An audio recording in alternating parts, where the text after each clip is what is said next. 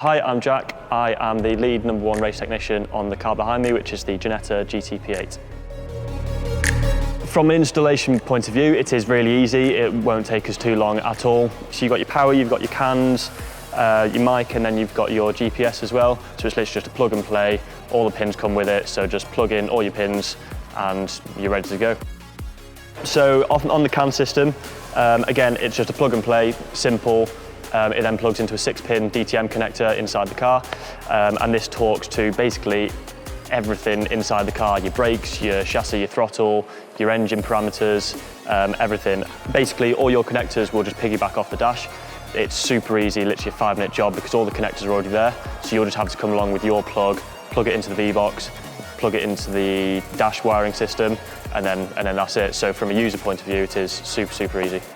So the team uses the HD2 VBOX system quite a lot for drive performance, and yeah, we can see brake trails, throttle position, gear position, and it just helps us as a team just to see where the car is and how it's getting on.